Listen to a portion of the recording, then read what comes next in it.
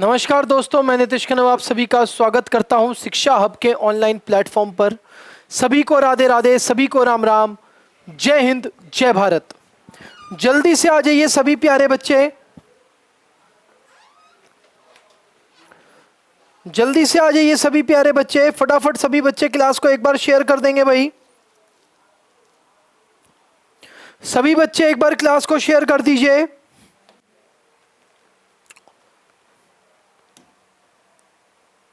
चलिए देखिए, शिक्षा हब स्ट्राइव फॉर प्रोग्रेस। शिक्षा हब एक ऐसी संस्था है जो गवर्नमेंट एग्जाम्स की तैयारी आप लोगों को करा रहा है। एसएससी, बैंक, रेलवे के साथ साथ ये net, JRF, DSSB, KVS, NVS, CTET और जितने भी हमारे डिफेंस के एग्जाम्स हैं, NDA, CDS, CAPF, इन सब की तैयारी हमारे शिक्षा हब के प्लेटफॉर्म पर कराई जाती है। शिक्षा हब से आप ऑनलाइन जुड़ सकते हैं। शिक्षा हब का चैनल है को सब्सक्राइब कर और ऑफलाइन क्लासेस हमारी अवेलेबल हैं GTB नगर और मुखर्जी नगर में। अगर आपको कोई क्वेरी है तो वो आप इस नंबर पर कॉल कर पता कर सकते हैं और हमारे ऑफिस में भी विजिट आप कर सकते हैं। ठीक है, तो चलिए आज की क्लास को हम स्टार्ट करते हैं। आज की क्लास थोड़ी सी मैंने बॉटनी से रखी है। किससे रखी है? बॉटनी से। ठीक, गुड इवनिंग भाई गोरिल्ला, गुड इवनिंग। ठीक है, आज की क्लास हमारी किससे है? बॉटनी से है। चलिए, तो मैं आज की क्लास का शुभारंभ करता हूं। एक बार सभी बच्चे बोलेंगे राधे राधे। तो ये रहा पहला क्वेश्चन। कहता है group of cells similar in form, function and organ is known as. कहता है रूप, कार्य और अंग में समान कोशिकाओं के समूह के रूप को किस रूप में जाना जाता है? अंग, सरल उत्तक, जटिल उत्तक, अंग प्रणाली। आंसर क्या होगा? जल्दी से बताएं। तो देखिए, अगर हम टिश्यू की बात करते हैं, मात्र सिर्फ टिश्यू की, अगर मैं उसको अभी विभाजित नहीं करता, सिंपल और कॉम्प्लेक्स में विभाजित नहीं करता, तो टिश्यू क्या होता है? टिश्यू होता है ग्रुप ऑफ सेल विच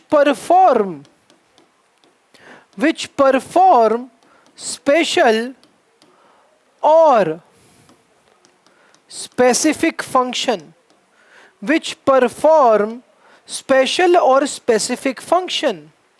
यानी कि उत्तक, हिंदी में इसको क्या बोलेंगे? उत्तक। क्या होता है ये?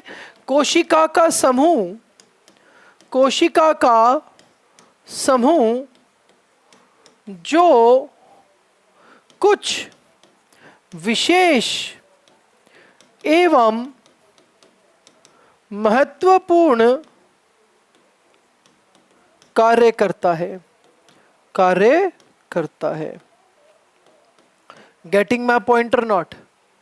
अब अगर हम बात करते हैं इस क्वेश्चन की बात पर, अगर मैं आ जाऊं तो वो क्या कह रहा है कि जो सिमिलर हो, एक ही कार्य करते हो, ठीक है, उनको क्या बोलेंगे? तो वो सरल उत्तक हैं। क्योंकि जटिल उत्तक कई अलग अलग प्रकार के उत्तकों से मिलकर, कई अलग अलग प्रकार की कोशिकाओं से मिलकर बने होते हैं। ये किससे बने होते हैं? Made up of different types of cells, made up of different types of cells. और जो सिंपल होते हैं वो एक ही प्रकार के सेल से मिलकर बनते हैं। ये बात आप ध्यान में रखेंगे। जो सिंपल टिश्यू हैं वो made up of single type of cell, single type of cell. तो इसीलिए यहां पर जो आंसर हो जाता है, क्योंकि उसने शब्द का इस्तेमाल किया सिमिलर, अगर इस शब्द का इस्तेमाल वो नहीं करता तो आंसर कॉम्प्लेक्स टिश्यू हो जाता, जटिल उत्तक हो जाता। ठीक है, उत्तक मिलकर, टिश्यूज जब आपस में मिलते हैं तो ऑर्गन का निर्माण करते हैं, और ऑर्गन्स जब आपस में मिलते हैं तो अंग प्रणाली यानी कि ऑर्गन सिस्टम का काम करते हैं। गेटिंग माय पॉइंट और नॉट? ये बात समझ में आई सभी को या नहीं आई? अच्छा, कौन कौन आ गया देखें भाई। Dharmendra, good evening sir, good evening भाई, राधे राधे। टारगेट खंबा घनी भाई, खंबा घनी, आज तेरे लिए शिव, तेरे लिए आज बॉटनी से क्वेश्चन लाया हूं, और अगर आज तूने जवाब नहीं दिए ना तो बताऊंगा। ठीक है, आज तूने बॉटनी से जवाब नहीं दिया ना, तो बताऊंगा देख। तू नहीं कहा था ना बॉटनी से लाना सर क्वेश्चन। कहता है which of the following cells are living cells, निम्नलिखित में से कौन सी कोशिका जीवित कोशिका है। निम्नलिखित में से कौन सी कोशिका जीवित कोशिका है। आंसर देंगे सभी बच्चे जल्दी से, और क्लास को एक बार शेयर कर दीजिए सारे बच्चे। चलिए, which of the following cells are living cells, निम्नलिखित में से कौन सी कोशिका जीवित कोशिका है। तो याद रखेंगे भाई, जो पेरेन्काइमा होता है, पेरेन्काइमा और कोलेनकाइमा, ये दोनों ही लिविंग टिश्यू होते हैं। क्या होते हैं? लिविंग टिश्यू होते हैं, जीवित उत्तक होते हैं। क्या होते हैं? जीवित उत्तक। तो आंसर यहां पर हो जाता है कोलेनकाइमा। ठीक, आई बात समझ में? कोई दिक्कत, कोई परेशानी यहां तक? ठीक, चलिए बहुत ही बढ़िया, आगे बढ़ते हैं। बात करेंगे नेक्स्ट क्वेश्चन की। कहता है the girth of the stem increases due to, तने का घेरा किसके कारण बढ़ता है। ऑप्शंस है रूट एपिकल मेरिस्टेम, और ये गिर्थ ऑफ द स्टेम आपको बता दूं, DSSB, SSC, NDA, CAPF, इन सब एग्जाम में, और आपको एक और चीज UPPSC, इन सब एग्जाम्स में पूछा गया क्वेश्चन है ये PYQ है। क्या है ये? PYQ। याद रखेंगे प्रीवियस ईयर क्वेश्चन है गिर्थ ऑफ द स्टेम। गिर्थ का मतलब क्या होता है? तने का घेरा। जो भाई ये जो तना है, इसका जो घेरा है 3D में, ये किसके कारण बढ़ता है? यानी कि सेकेंडरी ग्रोथ की बात की जा रही है यहां पर। चौड़ाई का बढ़ना क्या होता है? द्वितीय वृद्धि होती है मेरे बच्चे। चौड़ाई के बढ़ने को क्या कहते हैं? द्वितीय वृद्धि कहते हैं। शिव का आंसर आ गया बी, लेटरल कैम्बियम। बिल्कुल सही जवाब मेरे बच्चे, बहुत ही बढ़िया। तो देखिए, सबसे पहले तो बात कर लेते हैं एपिकल मेरिस्टेम की। इसको बोला जाता है शीर्ष विभज्योतक उत्तक, हिंदी में विभज्योतक उत्तक। क्या बोला जाता है? शीर्ष विभज्योतक उत्तक, जो बीज के शीर्ष पर मौजूद होते हैं। और जो शीर्ष पर उपस्थित होगा मेरे बच्चे, वो क्या करेगा? प्राइमरी ग्रोथ कराएगा, हाइट बढ़ाएगा। तो हाइट के लिए कौन सा हो गया मेरे बच्चे? रूट वाला। ये हाइट बढ़ाता है, ऊंचाई बढ़ाता है। और लेटरल होता है साइडों में उपस्थित, इसको पार्श्व विभज्योतक उत्तक बोलते हैं, पार्श्व कैम्बियम। यही चौड़ाई बढ़ाने के काम में आता है। ठीक है, यही चौड़ाई बढ़ाने के काम में आता है। इंटरकैलरी मेरिस्टेम नोड्स बनाने के काम में आता है।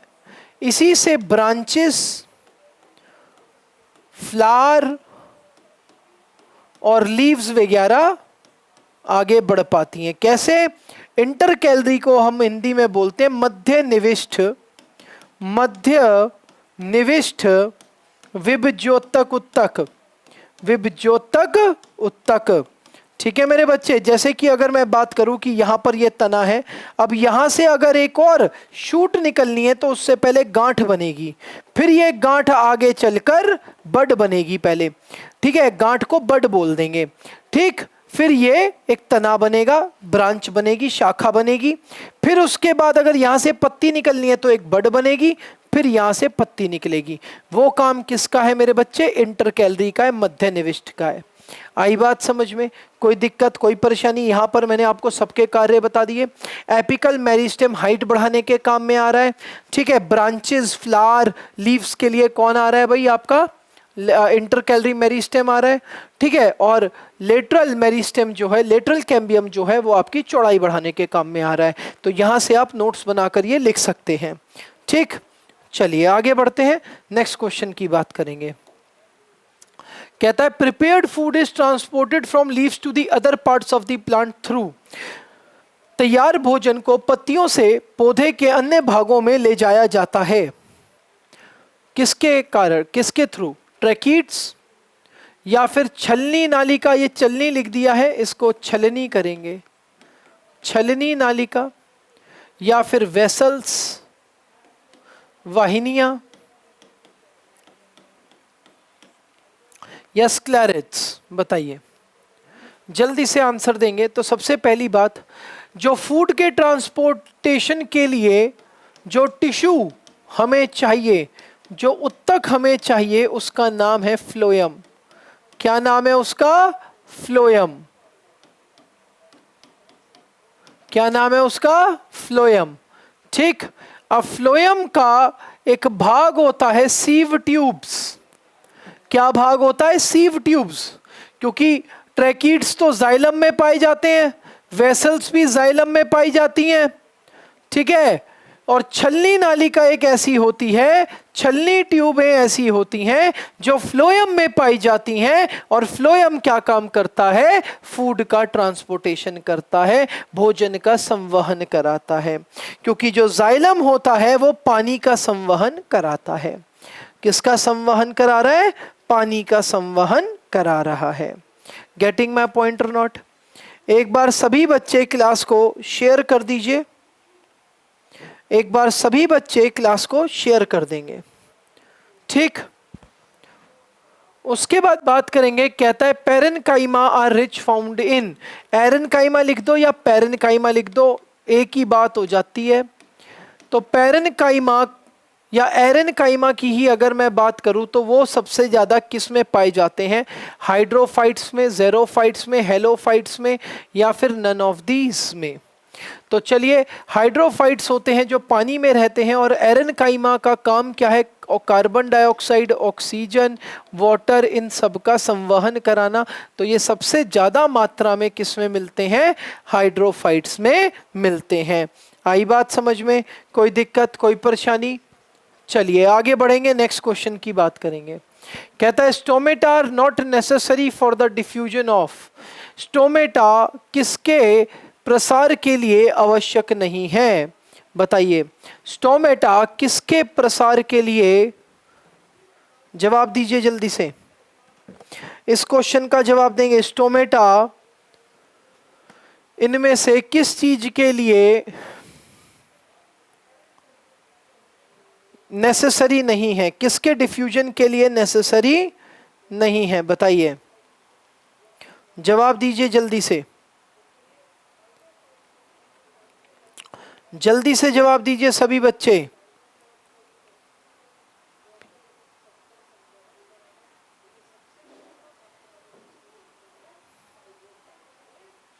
बताइए।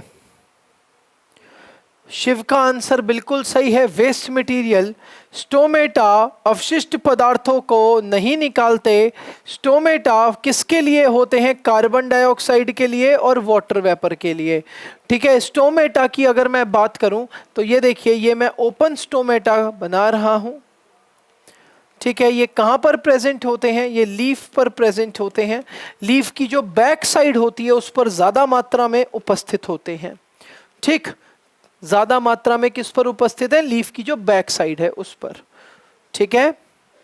चलिए उसके बाद बात करेंगे, कहता है epithelial lining of the blood vessels is also known as. Epithelial lining of the blood vessels is also known as.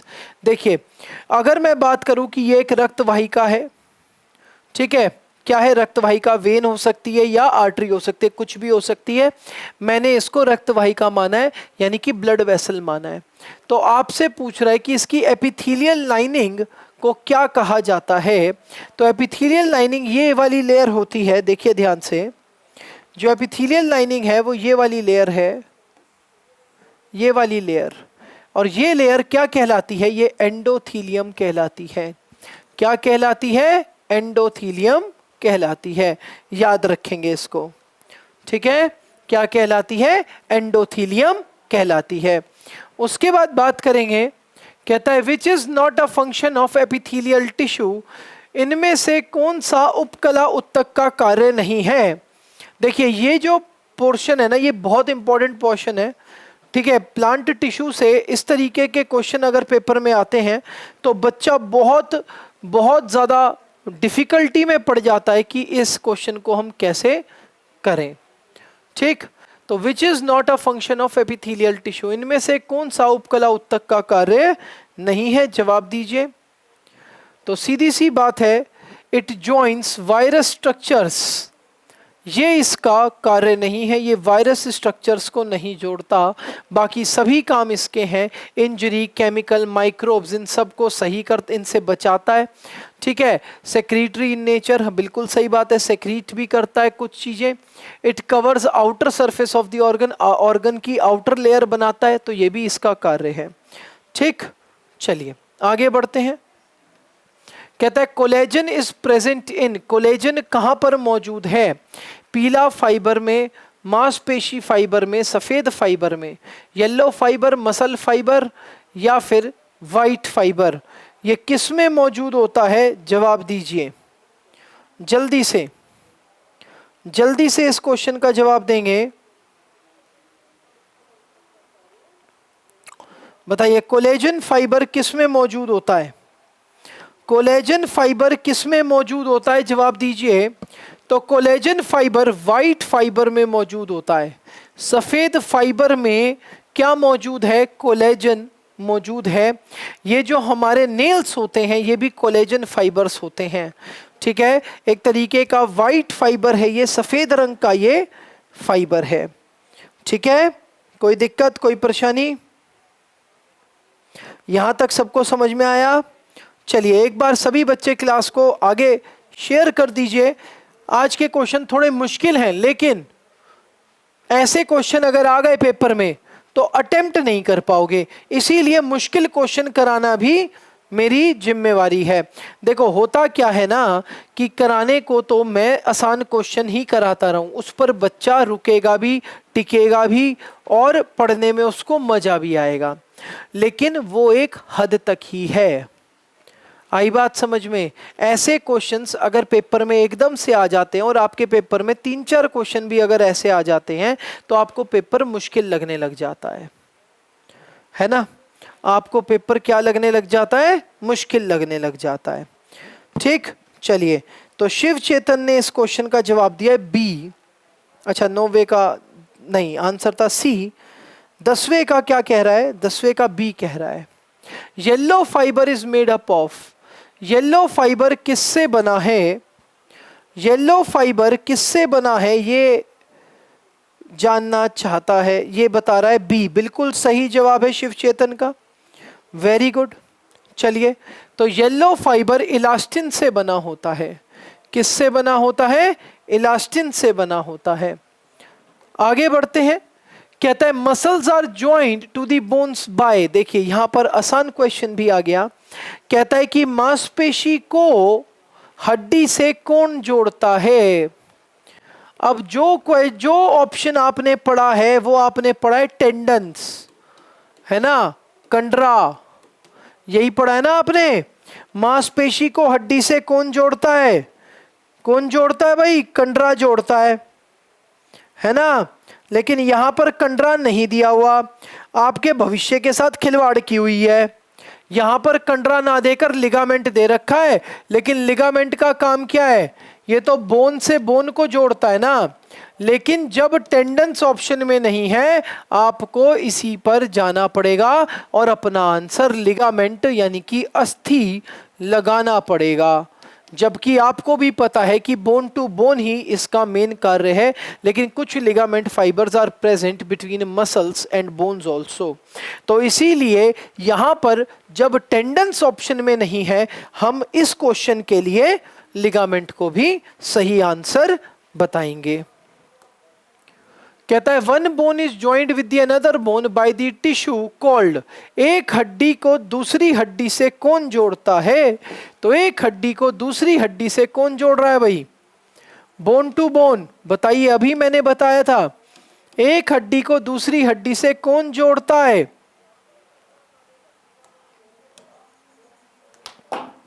चलिए देखते हैं, ध्यान दीजिएगा इसको। ये एक हड्डी है, यहीं से एक और हड्डी चालू हो सकती है, यहां पर इसके बीच में क्या मौजूद है? ये जो मैं येलो कलर से ऐसे ऐसे कर रहा हूं, ये लिगामेंट्स मौजूद हैं। तो आंसर हो जाता है लिगामेंट। क्या आंसर हो जाता है? लिगामेंट। गोरिल्ला ने भी सही आंसर दिया। ठीक, बहुत ही बढ़िया, क्या बात है। आगे बढ़ते हैं, बात करेंगे नेक्स्ट क्वेश्चन की। कहता है length of internodes in the grasses, ये गैसेस नहीं है, ये ग्रासेस है। In the grasses increased by the activities of, घास में, गैसों में नहीं, घास में, घास में इंटरनोड्स की लंबाई की गतिविधियों से बढ़ जाती है। बताइए लेंथ ऑफ इंटरनोड्स किससे बढ़ेगी? जवाब दीजिए, जवाब दीजिए जल्दी से सभी बच्चे। लेंथ ऑफ इंटरनोड्स किससे बढ़ेगी? लेंथ ऑफ इंटरनोड्स किससे बढ़ेगी, जल्दी से बताइए। तो लेंथ ऑफ इंटरनोड्स जो बढ़ती है, मैंने अभी आपको बताया था, intercalary meristem, intercalary meristem, मध्य निविष्ट विभज्योतक उत्तक, विभज्योतक उत्तक, मध्य निविष्ट विभज्योतक उत्तक। जैसे कि अगर हम बात करते हैं कि यहां से लीफ निकलनी है तो पहले गांठ बनेगी, फिर वो लीफ में परिवर्तित होगी। आई बात समझ में? कोई दिक्कत, कोई परेशानी? एपिकल मेरिस्टेम हाइट बढ़ाएगा, ऊंचाई बढ़ाएगा। लेटरल मेरिस्टेम चौड़ाई बढ़ाएगा, गिर्थ बढ़ाएगा। क्या बढ़ाएगा? गिर्थ। गेटिंग माय पॉइंट और नॉट? उसके बाद बात करेंगे, कहता है the nucleus of a neutron is present in, neutron का केंद्रक उपस्थित होता है, न्यूट्रॉन का केंद्रक उपस्थित, the nucleus of a neutron, neutron का केंद्रक उपस्थित होता है एक्सोन में, डेंड्राइट में, सेल बॉडी में, बोथ ए एंड सी में। जवाब दीजिए।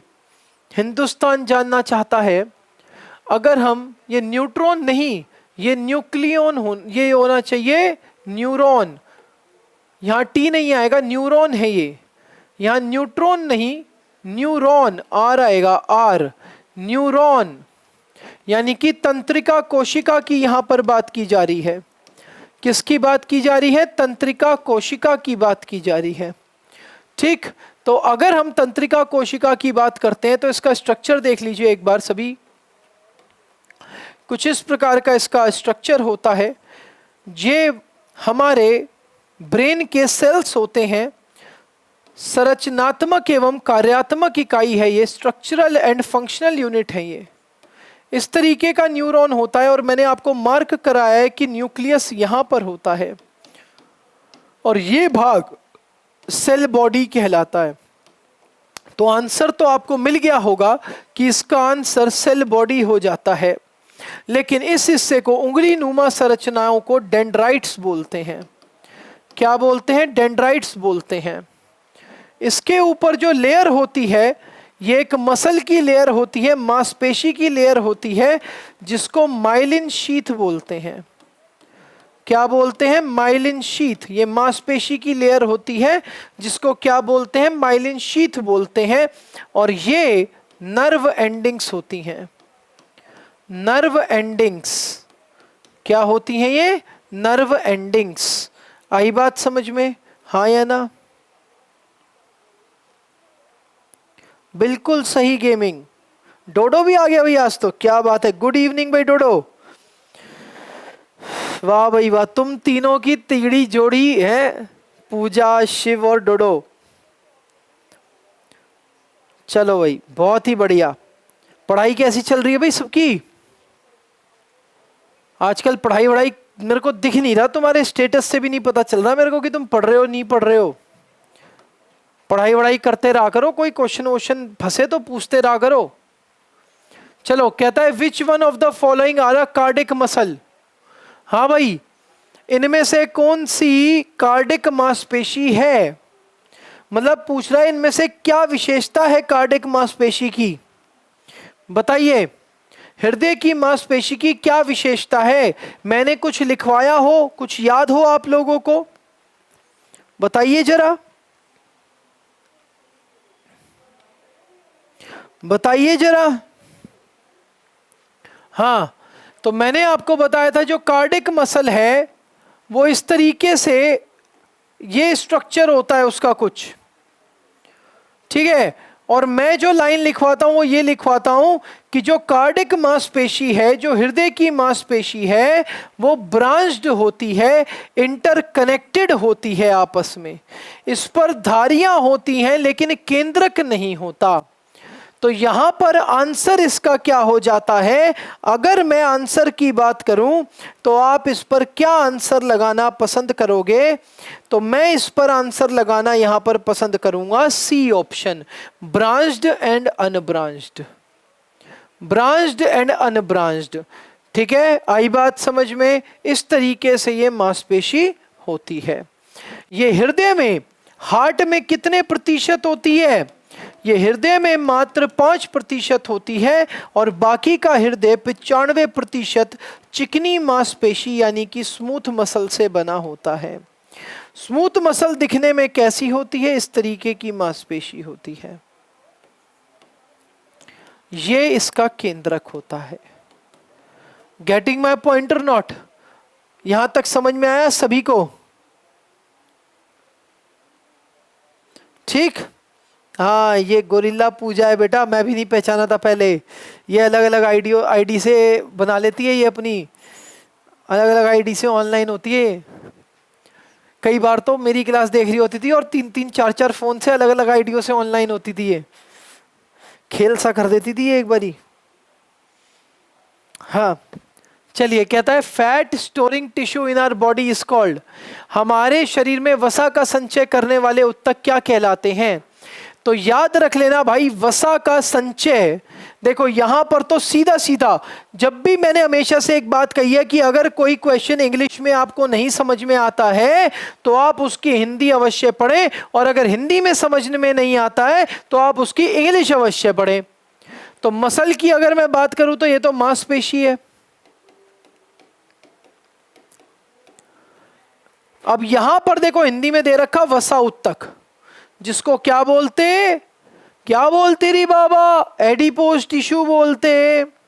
क्या बोलते? एडिपोज टिश्यू, ठीक है। उसके बाद कार्टिलेज की हम बात करेंगे।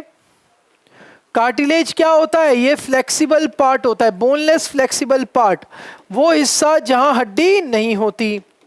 Boneless flexible part, boneless flexible part, वो हिस्सा जहां हड्डी नहीं होती, हड्डी नहीं होती, वो हिस्सा जहां हड्डी नहीं होती।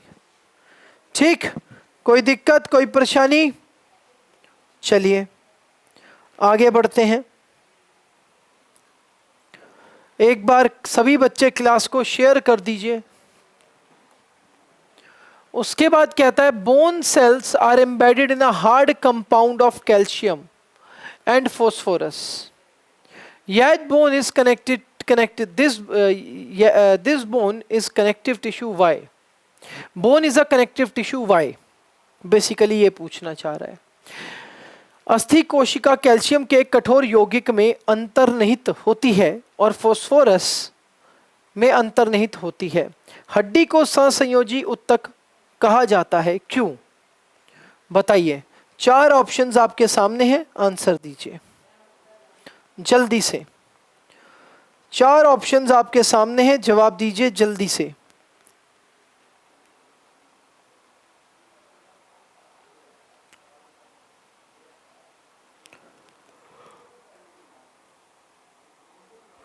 जल्दी से जवाब देंगे भाई। गोरिल्ला कह रही है सी या डी, मतलब ही नहीं होता। सी और डी क्या कहता है? Bone cells are hard and protect our body. अरे नहीं यार, बिल्कुल भी नहीं। Bone cells are connected with ligaments which are a connective tissue, बिल्कुल ठीक बात है, लेकिन इसीलिए इसे कनेक्टिव टिश्यू थोड़ी कहते हैं। ये तो लिगामेंट की वजह से है ना कनेक्ट आपस में, ठीक है। तो देखो, bone cells are loosely spaced and embedded in an intercellular matrix, ये एक इंटरसेलुलर मैट्रिक्स के अंदर होती है, जिसको क्या बोलते हैं? Synovial fluid. क्या बोलते हैं? Synovial fluid. और साइनोवियल फ्लूइड, ठीक है। और दूसरी चीज, इसके अंदर जो इंटरसेलुलर मैट्रिक्स है उसको क्या बोलते हैं? Bone marrow. बोन मैरो, अस्थि मज्जा। तो ये इसका सही जवाब होगा। A is the right answer. A is the right answer, बिल्कुल सही। A is the right answer. चलिए आगे बढ़ते हैं। कहता है like bone cartilage has widely space cells and a solid matrix consist of. भाई ये कह रहा है कि हड्डी की तरह उपास्थि के व्यापक रूप से दूरी वाली कोशिकाएं होती हैं और एक ठोस मैट्रिक्स में होते हैं। भाई बोन जो है वो लिक्विड मैट्रिक्स में होती है, जिसका नाम बोन मैरो होता है। अब कार्टिलेज, ये हमारा ये जो पिना है ये कार्टिलेज है, अस्थि है, इसको कैसे भी मोड़ दो चलेगा, है ना, इसको कैसे भी मोड़ दो चलेगा। तो अब आप मुझे जवाब दीजिए कि ये जो कार्टिलेज होता है ये किससे बना होता है? ये प्रोटीन और शुगर से बना होता है। प्रोटीन एवं शर्करा से ये बना होता है। किससे बनता है? प्रोटीन एवं शर्करा से ये बनता है। कहता है which of the following tissue में सेक्रीट ग्लैंड्स। बताइए निम्नलिखित में से कौन सा उत्तक सेक्रेटरी ग्लैंड हो सकता है? Which of the following tissue में सेक्रेटरी ग्लैंड्स?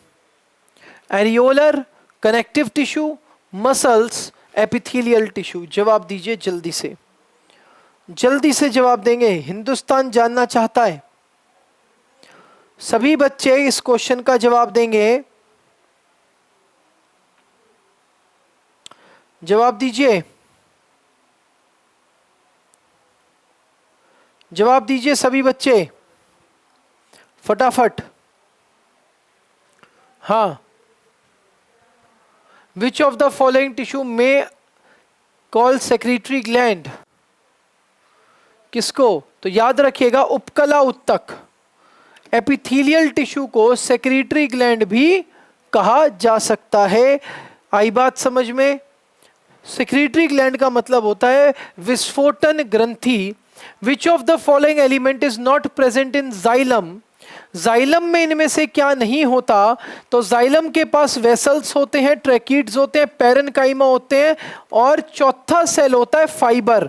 ये चार से ही मिलकर जाइलम बनता है। सीव ट्यूब्स, छलनी नालिका इनके पास नहीं होती, ये फ्लोएम के पास होती है। मैंने आपको अभी बताया किसके पास होती है? फ्लोएम के पास होती है। उसके बाद कहता है on the basis of dividing capacity plant tissue can be classified into. विभाजन क्षमता के आधार पर पौधों के उत्तकों को निम्न में वर्गीकृत किया जा सकता है। बताइए कितने प्रकार के टिश्यूज होते हैं? बताइए जल्दी से, कितने प्रकार के टिश्यूज प्लांट में पाए जाते हैं? जवाब दीजिए, बताइए। तो याद रखिएगा दो ही प्रकार के उत्तक प्लांट में पाए जाते हैं। कौन कौन से? देखिएगा ध्यान से। टेम्पोरेरी यानी कि अस्थायी उत्तक, अस्थायी उत्तक, ठीक। उसके बाद दूसरा परमानेंट। दूसरा क्या है? परमानेंट यानी कि स्थायी उत्तक। ये जो टेम्परेरी उत्तक है ये तीन प्रकार का होता है। ये जो टेम्परेरी उत्तक है ये तीन प्रकार का है। कौन कौन से? एपिकल, जिसको शीर्ष कहते हैं। दूसरा इंटरकैलरी, अभी बताया था, ठीक है, जिसको मध्य निविष्ट कहते हैं। ध्यान से सुनिएगा, पूरा टेबल बना रहा हूं। और लेटरल, जिसको पार्श्व कहते हैं। आई बात समझ में? अब बात कर लेते हैं परमानेंट की। परमानेंट दो प्रकार के हो जाते हैं। कौन कौन से? सिंपल, सरल उत्तक, और कॉम्प्लेक्स यानी कि जटिल उत्तक। सरल उत्तक फिर से तीन प्रकार के हो जाते हैं। पहला है पैरेन्काइमा, दूसरा है कॉलनकाइमा और तीसरा होता है स्क्लेरेन्काइमा। ठीक मेरे बच्चे, कॉम्प्लेक्स दो प्रकार के हो जाते हैं, जाइलम और फ्लोएम। फ्लोएम में चार प्रकार की, जाइलम में चार प्रकार की कोशिकाएं हैं जो मैंने अभी बताई थी, xylem vessel, xylem tracheids, xylem parenchyma, xylem fibre. Phloem में भी चार प्रकार की कोशिकाएं हैं, छलनी नलिका, कंपेनियन सेल जिसको सहायक कोशिका कहते हैं, और फिर फ्लोएम पैरेन्काइमा और फ्लोएम फाइबर। आई बात समझ में? कोई दिक्कत, कोई परेशानी? तो यहां पर आंसर दो ही प्रकार लगाएंगे क्योंकि इन्हीं से बाकी सब का उद्गम हो रहा है, बाकी सब इसी से निकल रहे हैं। उसके बाद कहता है the tissue responsible for the growth of plant is called. पौधों में वृद्धि के लिए उत्तरदायी ऊतक क्या कहलाता है? बताइए। The tissue responsible for the growth of plant is called. पौधों में वृद्धि के लिए उत्तरदायी ऊतक क्या कहलाता है? Permanent tissue, phloem, xylem, meristematic tissue. Growth कौन सा करा रहा है? तो ग्रोथ मध्य निविष्ट विभजोतक ऊतक कराते हैं, मेरिस्टेमेटिक टिश्यू कराते हैं, जिनको हम टेम्परेरी टिश्यू के नाम से भी जानते हैं, अभी मैंने आपको बताया था। ये तीन प्रकार के होते हैं। एपिकल, ये हाइट बढ़ाने के काम में आता है, जिसको हम शीर्ष विभजोतक ऊतक बोलते हैं। ये हाइट बढ़ाने के काम में आता है, ऊंचाई बढ़ाने के काम में आता है। उसके बाद आ जाता है इंटरकैलरी, ये शाखाएं बढ़ाने के काम में आता है। मध्य निविष्ट की हम बात करेंगे तो ये किस काम आ रहा है? ये शाखाएं, ब्रांचेस बढ़ाने के काम में आ रहा है। और तीसरा मेरे बच्चे लेटरल मेरिस्टेम, जिसको हम बोलते हैं पार्श्व विभजोतक ऊतक, ये किस काम में आ रहा है? ये गिर्थ बढ़ाने के काम में आ रहा है, चौड़ाई बढ़ाने के काम में आ रहा है। कोई दिक्कत, कोई परेशानी? यहां तक समझ में आया सभी को? चलिए आगे बढ़ते हैं, नेक्स्ट क्वेश्चन की बात करेंगे। कहता है the cells of sclerenchymatous tissues are. बिल्कुल सही बात है। देखिए स्क्लेरेन्काइमा, अगर मैं बात करता हूं सिंपल टिश्यू में तीन प्रकार के टिश्यूज थे। मैंने आपको बता दिया था कि जो पैरेन्काइमा होते हैं और जो कॉलनकाइमा होते हैं, ये दोनों तो जीवित ऊतक होते हैं, लाइव ऊतक हैं, लिविंग ऊतक हैं। लेकिन जो स्क्लेरेन्काइमेटस सेल्स होते हैं, दे आर डेड टिश्यू, ये मृत ऊतक होते हैं। क्या होते हैं? मृत ऊतक ये होते हैं। ठीक, कोई दिक्कत, कोई परेशानी? चलिए आगे बढ़ते हैं। कहता है cardiac muscles are present only in. हृदय की मांसपेशियां केवल कहां मौजूद हैं? तो हृदय की मांसपेशियां हृदय में मौजूद हैं। कहां मौजूद हैं? हृदय में मौजूद हैं, हार्ट में पाई जाती हैं। और आज का आखिरी प्रश्न की मैं बात करूं, कहता है single long conducting fibre extended from a neuron is called. कहता है कि भाई एक्सटेंडेड फाइबर जो है, एक्सटेंडेड फाइबर न्यूरॉन का, वो क्या कहलाता है? तो देखिए मैंने यहाँ पर न्यूरॉन का स्ट्रक्चर बनाया था, ये रहा इसका स्ट्रक्चर। तो ये कह रहा है ये जो एक्सटेंडेड फाइबर है ये क्या कहलाता है? तो आंसर हो जाता है एक्सॉन। ये क्या कहलाता है? एक्सॉन कहलाता है। तो याद रखेंगे, यहाँ से हमारा आंसर हो जाता है एक्सॉन।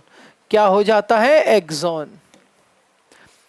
ठीक, कोई दिक्कत, कोई परेशानी? यहां तक समझ में आया? यहां तक सभी को समझ में आया? ठीक, बहुत बढ़िया डोडो। गोरिल्ला, बहुत बढ़िया भाई। ठीक, तो ये थे आज के कुछ बेहतरीन क्वेश्चन। ठीक है, अब हम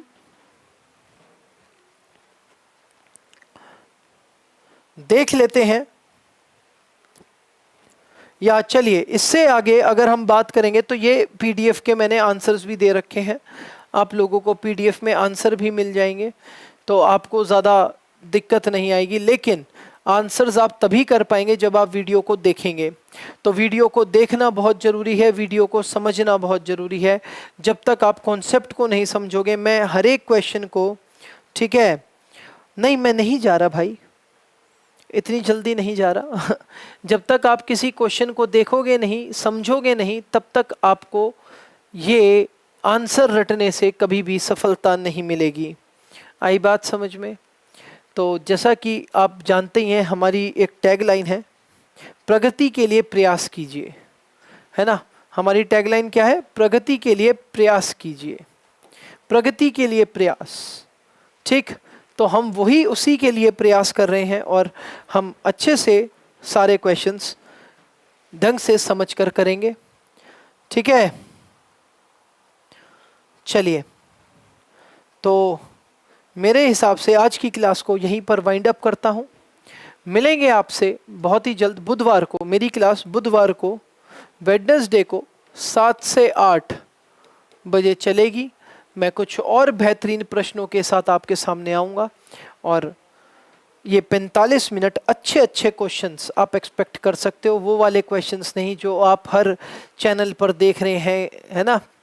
आप देखते भी हैं कि हर चैनल पर वही घिसे पिटे क्वेश्चंस बार बार कराए जा रहे हैं, लेकिन आप मुझसे एक्सपेक्ट करेंगे कि मैं वो ही कराऊं, तो मैं वो क्वेश्चंस नहीं कराऊंगा। मैं वो क्वेश्चंस कराऊंगा जो एग्ज़ाम में आए हैं।